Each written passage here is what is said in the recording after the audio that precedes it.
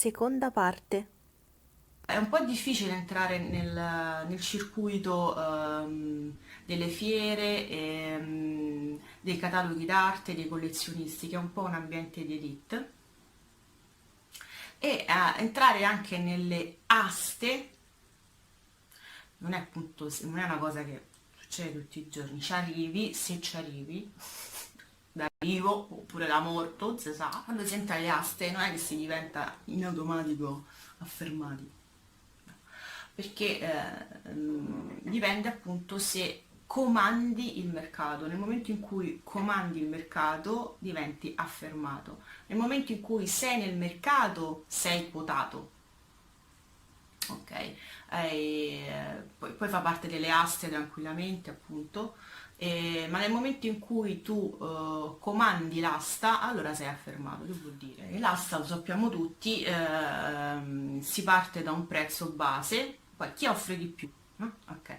Se tu rimani sempre intorno al prezzo in cui se lo aggiudicano il quadro nel prezzo bene o male iniziale, sei nel mercato dell'arte, ma non hai tutto questo peso, nel senso, te sei affidato a nessuno e l'hai venduto il quadro, sì, ma non hai aumentato più di tanto il prezzo e quindi il valore, che vuol dire l'interesse che c'è su di te.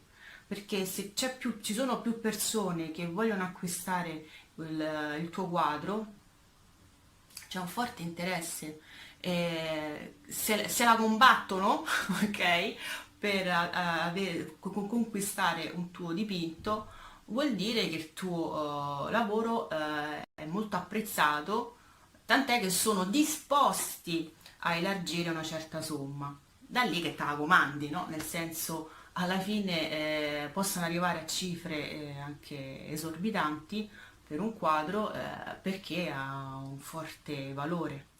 E quindi in quel momento è ovvio che sei affermato, perché certo che sei conosciuto, ti conoscono tutti, pure i sassi, e poi c'è un forte interesse sull'acquisto dei tuoi quadri e questo lo fai sempre facendo cultura.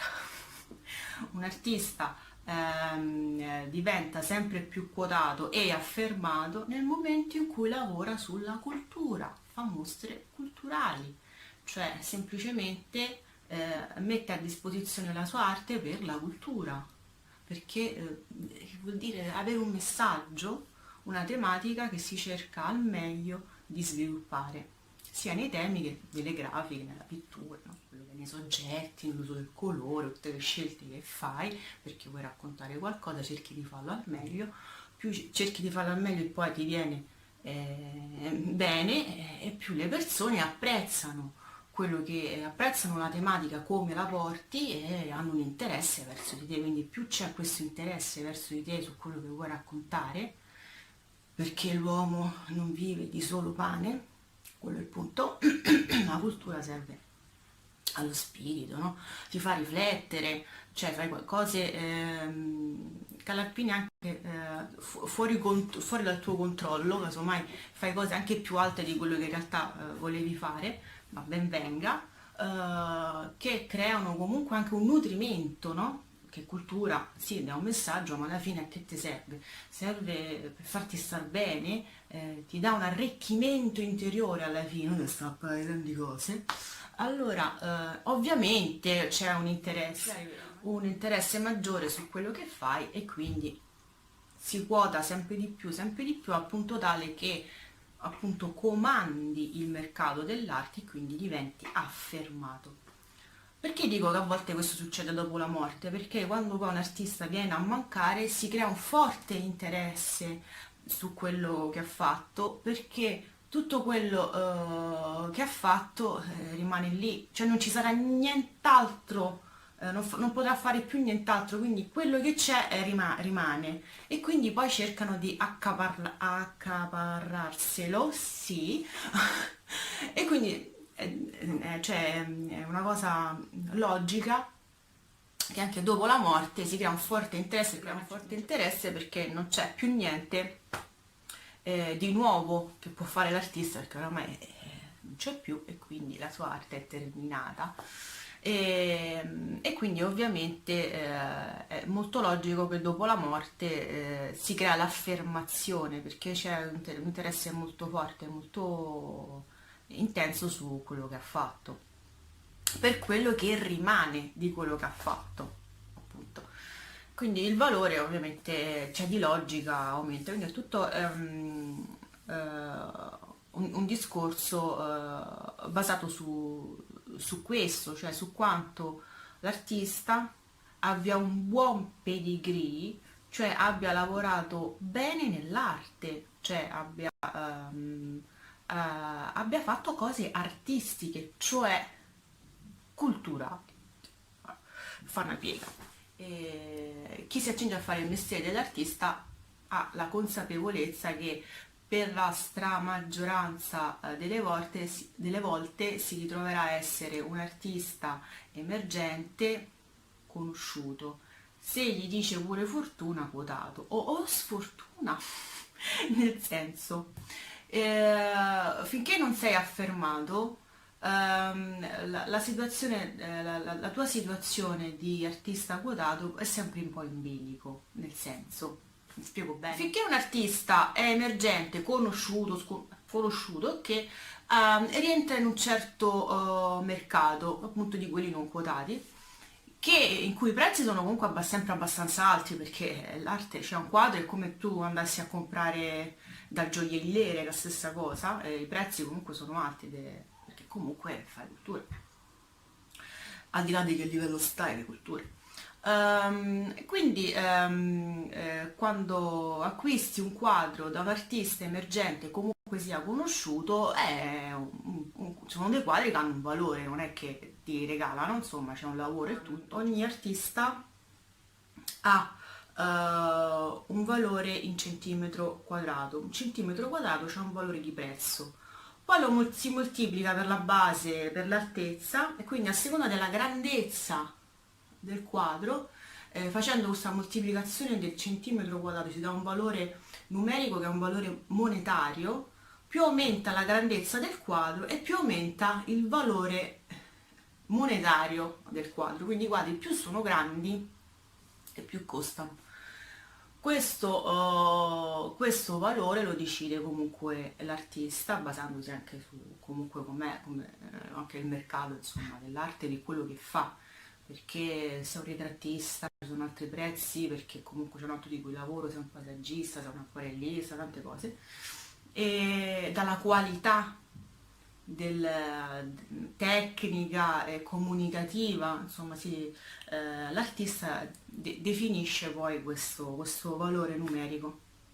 Quindi a seconda di quanto è più o meno grande, anche il quadro ha un suo valore. E poi anche l'artista stesso, che a prescindere da questo può dare un ulteriore valore al quadro, quindi si basa su questo, ma anche su altre cose.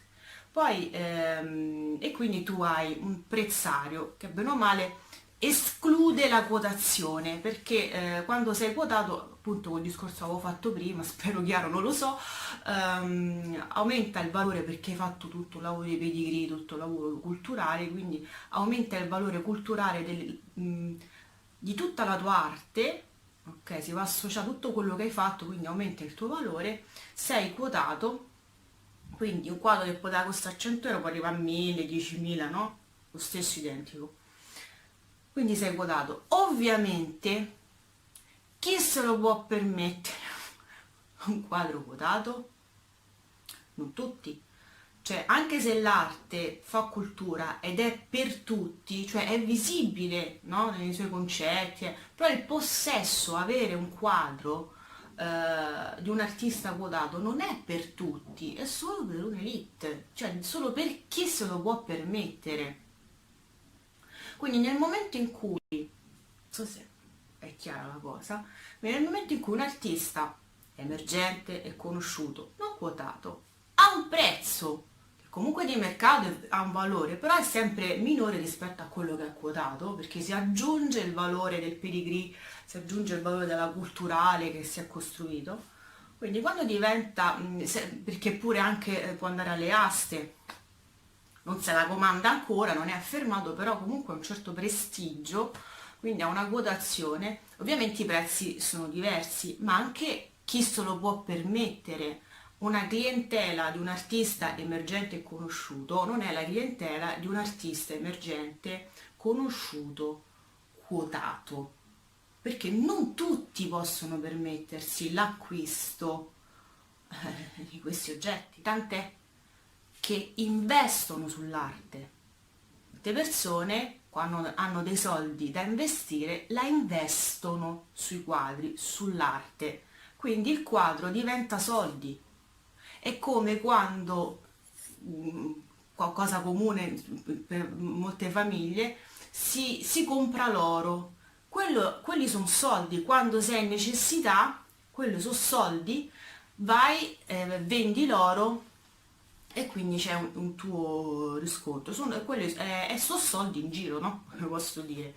Così è la stessa cosa, è un investimento che fa l'oro si può comunque, è costoso, però una famiglia può anche permettersi di investire i suoi soldi nell'oro, che è una cosa molto più comune rispetto che investirli sui quadri d'arte. È un investimento che si fa con quel tipo di acquisto. Quello ho fatto il paragone, i quadri gioielliere, perché è un investimento. Quando compri un quadro è come quando compri dell'oro, la stessa cosa. Quando sei in necessità lo rivendi. Sono soldi. Allora, certo non è che tutti possono permettersi i quadri perché arrivano a prezzi, no? Abbastanza alti, però quando un artista è quotato e appunto vengono acquistati i suoi quadri solo da un'elite, quell'elite lo fa perché sta facendo un investimento, ovviamente, tra le altre cose. Quindi quello che va a acquistare è un quadro, ma su soldi. Ora, se un artista per puro caso, per casi fortuiti, sfortuiti, ok?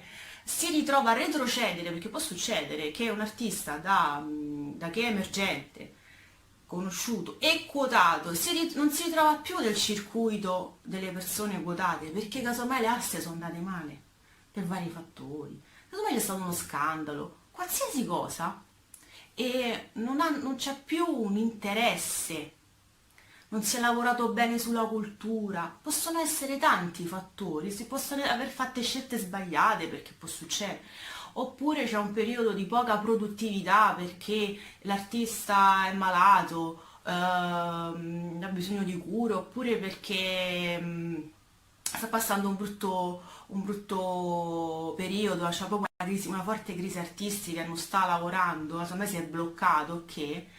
Ci sono tanti fattori che possono succedere, fa parte della vita, in cui un artista si ritrova a retrocedere. Quindi da artista che è comunque emergente, conosciuto e quotato, si ritrova a un certo punto a non avere più la clientela di un tempo, perché non viene più, non c'è più tutto questo interesse su di lui rimane quotato, comunque sia, la quotazione è alta, rimane, non ha più i prezzi di prima.